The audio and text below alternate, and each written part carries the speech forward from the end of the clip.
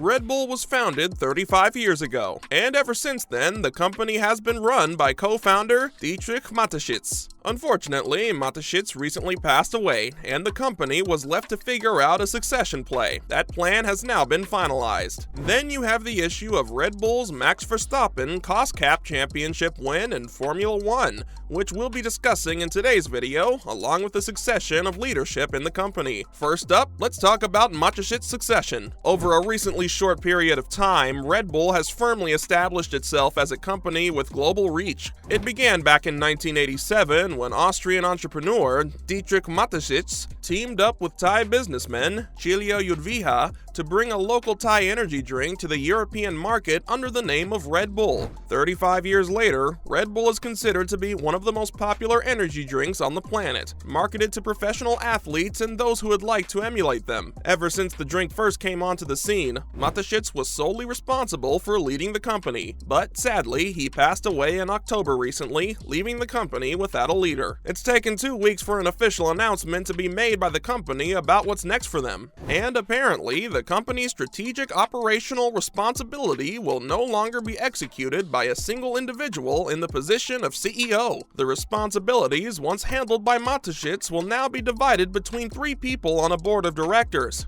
The 3 individuals on that board are Franz Watzlawick, whose position will be CEO Beverage Business, Alexander Kirchmeier as CFO, and Oliver Mintzlaff, who will be the CEO of Corporate Projects and Investments. Mateschitz' son, Mark, explained the new structure in a letter to Red Bull staff, saying it was a solution that was proposed by his father prior to his death, and it was one that was supported by their Thai business partners. Next, what's going on under new management? It seems that Red Bull is more than happy about the new team they've managed to put together to take over from Mateschitz. Over 35 years, the Austrian had built up a company that is now closely tied with not only the energy drink industry, but also the world of racing and extreme sports. Taking over from a man that managed to do that isn't an easy task, but the trio have given him the thumbs up from Mateschitz Jr. In his public statement, Mark said that they were the dream team and that he was happy they were taking on the momentous task offered to them. Mintzlaff is involved because of one of his responsibilities as CEO is sponsorship. Kirchmeier will have his hands on the Formula 1 teams as a result of him being the CFO and essentially being the one to give the final say-so on any budgeting concerns. Then you have Watzlawick, whose responsibilities are more or less his own, as the energy drink side of the company is its own beast. One might be inclined to think that Watzlawick is the powerhouse behind the new structure, considering the revenue that the business brings in. There's no doubt that all 3 individuals will be working closely with one another,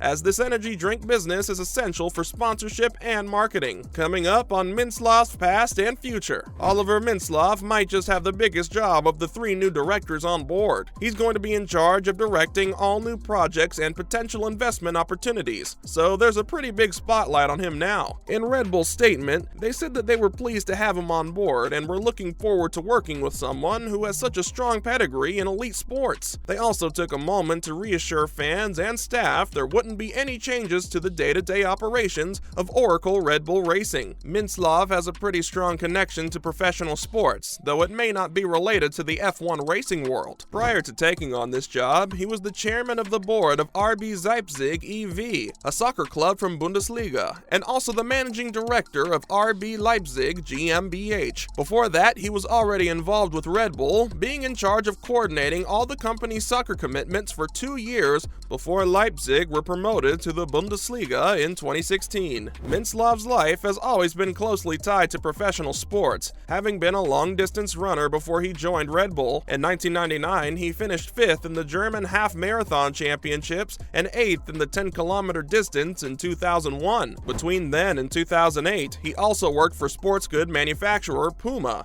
and following that became a player consultant and manager. Now for Horner on the future of Red Bull. Though many would understandably be concerned about where Red Bull might be heading now that Mateschitz has passed away, the general atmosphere is that things aren't likely to change that much when it comes to the company's F1 operations. The new management would likely not be inclined to make any huge adjustments, especially considering that F1 team's boss, Christian Horner, has led the team back to its first championship double since 2013. Horner recently spoke out about the future of the company, saying that Mateschitz ensured that F1 operations had been firmly established so that there wasn't a possibility of disruption in the future. When asked directly if he saw any major changes coming up, Horner said that the future was set. Mateschitz had constructed a strong foundation for the racing team before he passed. Red Bull is set to become a power unit manufacturer in 2026, so Mateschitz had taken pains to create a strong framework that would account for that shift when it was time for it. Horner praised Mateschitz's vision to make it all a reality. Concluding his interview, Horner said that just as they'd done with their chassis, they would take Mateschitz's spirit into the future engine company that Red Bull will become. It's clear that Mateschitz has left a strong impact not only on the industries he was part of, but also on the people that worked under him. That's the sort of impact that lasts long after you stop breathing. Moving on, breaking the budget cap. Formula One recently instated a budget cap that was supposed to draw financial lines in the sand for all teams. But Red Bull's breach of the cap has only led to an increasingly toxic atmosphere in the racing world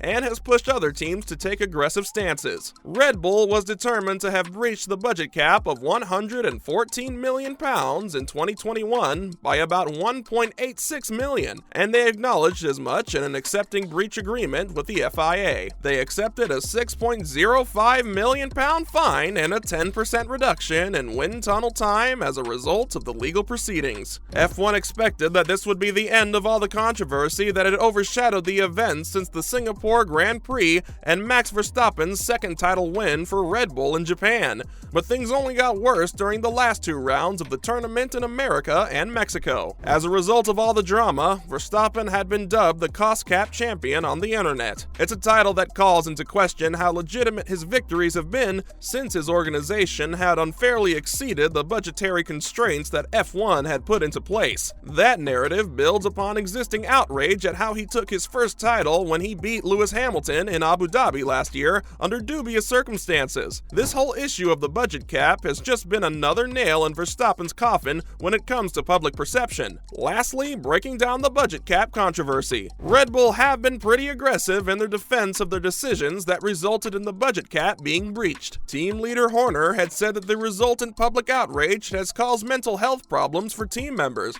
as many are accusing them of having cheated. In his words, he said that the budget cap breach penalty was draconian, and it was only the lobbying of his rivals that Red Bull's team was disciplined in the way that they were. Fans and detractors alike have both used Horner's statements to take an aggressive stance on the matter. Then you have the response of the team itself. They've seemingly taken a turtling approach to the whole situation, refusing to speak to Sky TV at the Mexican Grand Prix because of comments made by Sky broadcaster Ted Kravitz. Kravitz had said that Lewis Hamilton was robbed of his 8th title win in Abu Dhabi as a result of the budget cap breach. But it has to be considered that Kravitz didn't directly attack Horner's team or Verstappen of having robbed Hamilton. Instead, he blamed FIA race director Michael Masi for poor decision-making that led to the whole debacle. As such, it seemed like Red Bull's approach might not be the best solution. That's a wrap for this video. Do you think Red Bull was properly disciplined for the budget cap breach? Let us know in the comments below. Make sure to give this video a thumbs up and subscribe to our channel for more videos like this. See you in the next one.